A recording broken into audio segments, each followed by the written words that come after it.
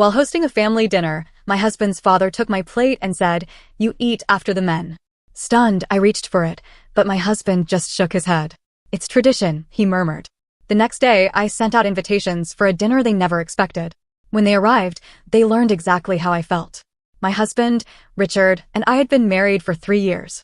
I wouldn't say it was a bad marriage, but I'd started noticing little things that didn't sit right with me. He wasn't abusive, he wasn't mean, but there were times when he seemed different around his family. His father, Paul, was one of those old-school, men-run-the-house types. His mother, Carol, was quiet and never challenged him. His brother, Mark, was basically a clone of their father, loud, opinionated, and convinced women should know their place. His brother's wife, Anna, was sweet, but she always looked tense, like she was waiting for someone to tell her to shut up. I didn't grow up like that. My parents raised me to believe that respect goes both ways. That a marriage is a partnership. That a woman doesn't just exist to serve a man. So, while I knew Richard's family had some old-fashioned ideas, I figured as long as he wasn't like them, it didn't matter. I was wrong. It was a regular Saturday. No holiday, no special occasion, just a simple dinner at our house. I had spent the entire day cooking. Not because anyone expected me to, but because I liked to cook.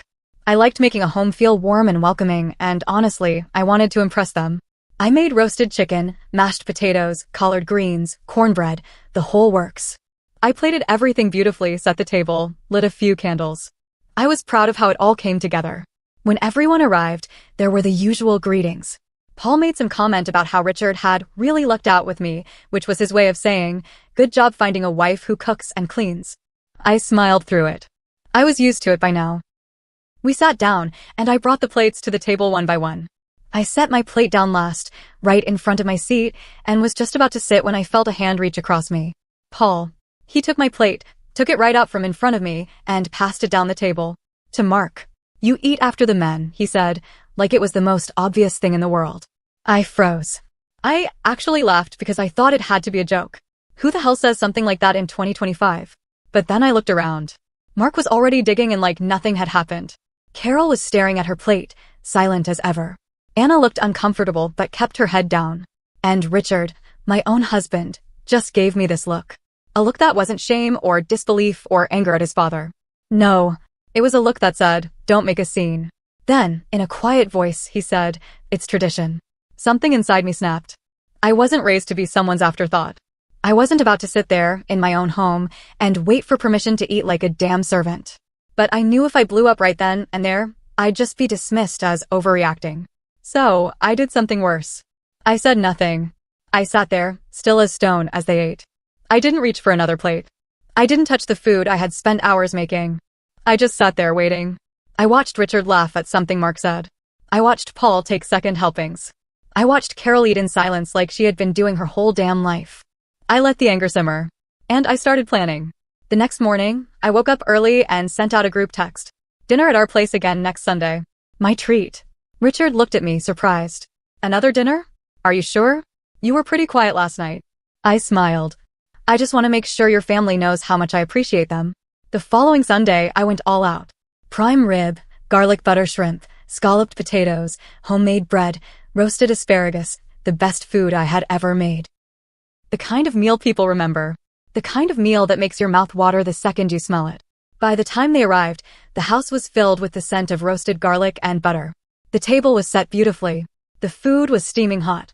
The men sat first, just like last time. They reached for their forks. And that's when I struck. I stood up, walked over, and took their plates right out from under them. One by one. Then I handed them to the women. Carol, Anna, and me. "You eat after the women," I said, keeping my voice as even as Paul's had been the week before. The silence was instant. Paul's jaw tightened. Mark scoffed, shaking his head like I was being ridiculous. Richard blinked at me. "Babe, what are you doing?" I picked up my fork and took a slow, deliberate bite. "It's tradition." Paul pushed back from the table. "We don't do things like this." I chewed, swallowed, smiled. Exactly. Mark was getting red in the face. "This is stupid." "Oh!" I tilted my head. It wasn't stupid last week. Anna, sweet, quiet Anna, let out the smallest snort of laughter. She quickly covered it with a cough, but I caught it. And I could tell that, for the first time, she was really looking at her husband. Carol, for the first time ever, picked up her fork before Paul. She still looked nervous, but she did it. And I took my sweet time eating. The men just sat there, uncomfortable, hungry, and completely powerless. And I wasn't even close to done. When I finished my plate, I leaned back, wiped my mouth, and said, "Since the women cooked, the men can do the dishes." The look on Paul's face? Priceless. Mark actually laughed, thinking I was joking. But when I didn't move, when I didn't start clearing plates like some obedient little housewife, he realized I wasn't. And Richard? Oh, my dear husband? He hesitated, looked at me, then at his father. Then he sighed, stood up, and started collecting plates. And just like that, the balance of power shifted. That night, after everyone had left, Richard and I sat in the kitchen. The sink was still full of dishes. He was quiet, swirling his drink in his glass, staring at the table like it had betrayed him. I leaned against the counter, arms crossed, waiting. Finally, he spoke. "What the hell was that?" I raised an eyebrow. "Dinner." He let out a humorless laugh. "You humiliated my dad." I tilted my head. Did I? Or did I just show him what it feels like to be on the other side? Richard set his drink down harder than necessary. "You made everyone uncomfortable." I shrugged. "Good." His jaw clenched. "I don't understand why you had to make it a whole thing." And that's when I lost it. I slammed my hand on the counter. "Oh, so it was fine when your dad did it to me, but when I do the exact same thing, suddenly it's a problem? That's just how he is." "No," I cut him off. "That's just how you let him be. And that's how your mom lets him be. And that's how your brother treats Anna. And I guarantee that's exactly how he's raising his sons to be, too." Richard flinched at that. I softened my voice, but not my resolve. "I am not some submissive housewife, Richard. I am your wife. Your partner. And if you think I'm going to sit there and wait my turn like I'm less than you have another thing coming." He exhaled through his nose, rubbing his temples. "You're making this bigger than it needs to be." I stepped closer, lowering my voice. "No. I'm finally making it as big as it needs to be." The next morning, I woke up to my phone buzzing. It was Anna. "Anna, are you awake?" "Me? Yeah. What's up?" "Anna, can we talk?" I glanced over at Richard, who was still asleep, then slipped out of bed and went downstairs. I called her. She answered immediately. She hesitated. "I wanted to say thank you." I frowned. "For what?" "For standing up to them," she said, her voice quiet. "For showing me that I'm not crazy for thinking this isn't normal." I sat down at the kitchen table. "Anna, how bad is it?" She let out a shaky breath. I don't know. I mean, Mark's never hit me or anything. But she stopped. "He talks to me like I'm a child. He tells me what to wear, what to cook, who I can and can't see. If I ever push back, he tells me I'm emotional or hysterical and that I need to calm down. And his dad backs him up every time. If I tell Mark something upsets me, he just says I'm being dramatic." My hands curled into fists. "And last night," she continued, her voice even softer, "when you flipped the script, I watched Mark's face. He was furious. But not because he thought it was unfair. It was because, for the first time, he wasn't in control." I swallowed. "Anna, what do you want to do?" Silence. Then, barely above a whisper, "I don't know." I nodded, even though she couldn't see me.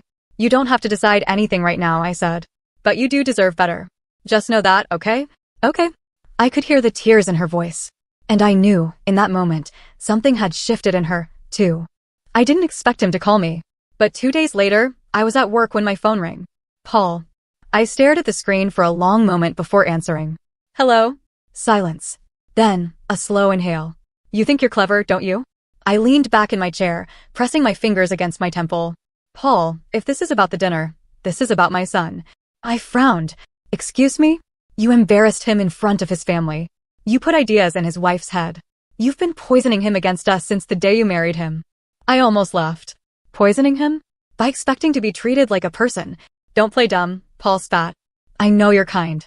Women like you don't want equality. You want control. You want to turn my boy into some weak, spineless excuse for a man. I raised him better than that." I took a slow breath.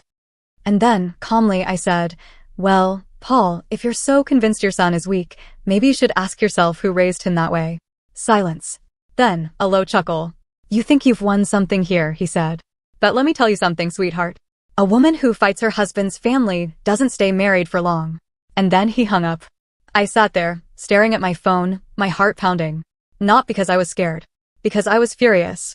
Paul had underestimated me. He thought I was just some defiant little girl who needed to be put in her place. But what he didn't realize was that I wasn't just fighting for myself anymore. I was fighting for Anna. For Carol. For every woman in that family who had ever been forced to wait their turn. And Paul? Oh, he had no idea what was coming next. Paul's words echoed in my mind for the rest of the day. A woman who fights her husband's family doesn't stay married for long. It wasn't a threat.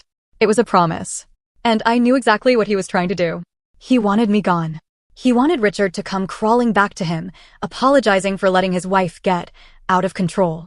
He wanted his son to be just like him, loud, proud, and in charge. But here's the thing, I wasn't going anywhere. Over the next week, I noticed a shift in Richard. At first, he was quiet, walking on eggshells around me. He didn't want another fight. He didn't want to talk about the dinner, his father, or anything that had happened. But then, little things started happening. He would leave the room whenever I was on the phone with Anna. He started defending his dad more. He just comes from a different time, he muttered one night as we were getting ready for bed. You can't change people like him overnight. I stared at him. And you think he should stay that way? Richard sighed. I think you could have handled it differently. I scoffed. Like how? By smiling and nodding while he treats me like an unpaid maid? You don't get it, he snapped, his voice suddenly sharp. That's just how things work in my family. I stared at him, something ugly twisting in my gut. Is it? I asked, my voice cold. Because I don't remember agreeing to be part of a family where I'm treated like a second-class citizen. Richard groaned, rubbing his temples. God, you always do this. You always have to turn everything into a fight. I laughed, actually laughed. Me? I turned things into a fight? I turned off the bedside lamp and lay down, my back to him. And for the first time since we got married, I wondered if I had misjudged the man lying next to me. 2 days later, Anna called again. Only this time, she wasn't crying. She was furious. I can't do it anymore, she whispered. I can't keep living like this. I sat up straight. Anna, what happened? He found the pamphlets, she said, her voice shaking. What pamphlets? She exhaled. I went to see a lawyer. Just to ask questions, just to see what my options were. But Mark, he must have gone through my purse. He found them last night. Oh, shit. What did he do? I asked, my heart pounding. He freaked out, she said. Started yelling about how I was humiliating him, how I was trying to ruin our family. He grabbed my phone, told me I wasn't leaving him. Ever. My stomach dropped. Did he? I hesitated. Did he hurt you? Silence. Then, in the softest voice, she said, not yet. That was all I needed to hear. I didn't hesitate. Anna, listen to me. You need to leave. Now. I know, she whispered. But I don't know where to go. You come here, I said immediately. Pack a bag, take your car, and get out before he comes home. She hesitated. But what if I don't care? I cut her off. You are not staying in that house one more night. She took a shaky breath. Okay. I hung up and immediately started getting things ready. I pulled out blankets, set up the guest room, and made sure she'd have everything she needed. But right as I was about to call her back to check in, Richard walked in. Hey, he said, dropping his keys on the counter. Who was that? I hesitated. I had never lied to my husband before. But this? This wasn't his business. Just Anna, I said, keeping my voice casual. Richard narrowed his eyes. What's going on with her? I shrugged. Just girl talk. He stared at me for a long moment before nodding. And I felt my stomach churn because I knew. Something had shifted between us. And I had no idea if we'd ever come back from it. Anna showed up 3 hours later. Her hands were shaking as she pulled her suitcase through the door. Her eyes were red from crying. I pulled her into a hug. You're safe now, I whispered. She nodded against my shoulder. I don't know what I'm going to do. We'll figure it out, I promised. I helped her settle in, making sure she had everything she needed. She didn't eat much that night, just picked at her food, staring at nothing. But then, right as we were about to go to bed, her phone rang. She looked at the screen. Mark. I snatched the phone from her hand and silenced it. A second later, Richard's phone rang from the bedroom. We froze. Then, voices. From outside. Anna turned pale. No. No. I peeked through the blinds. Mark was standing in our driveway. And he wasn't alone. Paul was with him. I felt ice crawl up my spine. They knew. And they weren't leaving without a fight. Mark and Paul stood in my driveway, silhouetted by the porch light. Anna was shaking beside me, gripping the fabric of her shirt like it was the only thing keeping her grounded. Her phone buzzed again. Another call from Mark. Then a text. Mark, come out. Now. I took a deep breath and turned to her. You don't have to do this. You don't owe them anything. She swallowed hard. If I don't go out there, he'll just keep coming. That's when Richard stepped into the room, still holding his ringing phone. He took one look at Anna, then at me. His face twisted with realization. You knew, he said, voice low. I didn't answer. He scoffed, shaking his head. Jesus Christ. You went behind my back. You didn't even tell me. I clenched my jaw. Because I knew you'd try to stop me. Richard's nostrils flared. Mark is my brother. You don't think I should have had a say in this? Your brother is scaring his wife so badly that she had to run in the middle of the night, I snapped. Do you really think I give a damn about how that makes you feel? He didn't respond. Because we both knew the answer. Another knock. Harder this time. Anna, Mark's voice came through the door, his tone eerily calm. Come outside, babe. Let's talk. Anna shrank back, shaking her head. Paul was next. You're embarrassing yourself, girl. And you're embarrassing our family. You don't just walk out of a marriage. I felt a new wave of rage rise up. I turned to Richard. Are you going to let them do this? Right here? In our house. Richard looked torn. Then, without a word, he went to the door. I stiffened. Richard, he opened it. Mark and Paul stepped inside like they owned the place. Anna flinched as Mark walked toward her. You're being crazy, he said, his voice almost soft. Come home. Let's talk like adults. But I saw the way his fingers twitched to his sides. The way his eyes darted to Paul for approval. He wasn't here to talk. He was here to win. Anna shook her head. No, Mark's face hardened. No. Her voice wavered, but she didn't back down. I'm not coming back with you. Mark exhaled through his nose, like he was trying to keep himself in check. Then he turned to Richard. Tell her she's being ridiculous. Richard didn't say anything. Paul took over. He turned his glare on me. You did this. I crossed my arms. Damn right I did. His eyes darkened. You're ruining this family. I let out a cold laugh. No, Paul. I'm just exposing what's already broken. He stepped closer, his presence towering, meant to intimidate. But I didn't move. You have no idea what you've started, he said, voice low. And that's when I snapped. I looked him dead in the eye. I started nothing. You did. The day you taught your sons that their wives were beneath them. The day you told your daughter-in-law that she had no right to leave. The day you raised your son to think control was the same as love. Paul's jaw clenched. His fists balled. And then, Anna spoke. I'm filing for divorce. The words dropped like a bomb. Mark turned to her, stunned. You don't mean that. Her lips trembled, but her voice was steady. I do. Paul stepped forward, voice dangerously low. No woman in this family gets divorced. Anna lifted her chin. Then I guess I'm not part of this family anymore. And just like that, the power shifted. Paul couldn't believe it. His control, his legacy, was slipping through his fingers. Mark looked like he had been punched in the gut. And Richard?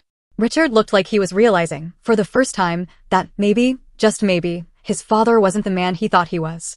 Then Paul did something that shocked everyone. He turned to Richard and said, Get in the car. Richard blinked. What? Paul's face was red with fury. I will not let this woman poison you. We are leaving. My stomach turned to ice. Paul wasn't just trying to control Anna.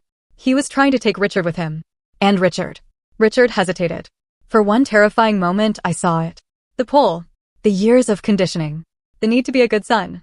And I thought, oh God. He's going to go. But then I'm not leaving. Paul's face froze. Mark looked just as shocked as I felt. Richard squared his shoulders. You heard me, Dad. I'm not going. Paul's eyes burned into him.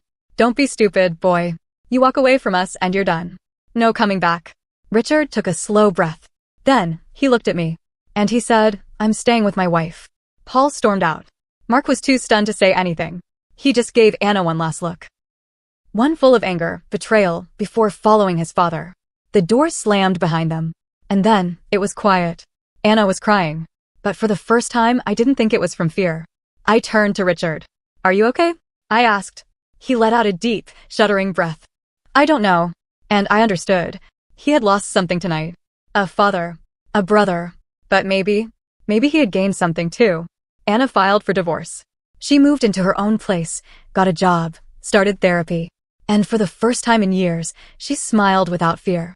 Carol, shockingly, left Paul. She packed a bag and disappeared one night. When she finally reached out, it was from a small apartment 3 towns over. She was starting over. And Richard? Richard struggled. There were nights where he almost called his dad, where the weight of undoing years of conditioning nearly crushed him. But he chose me. He chose us.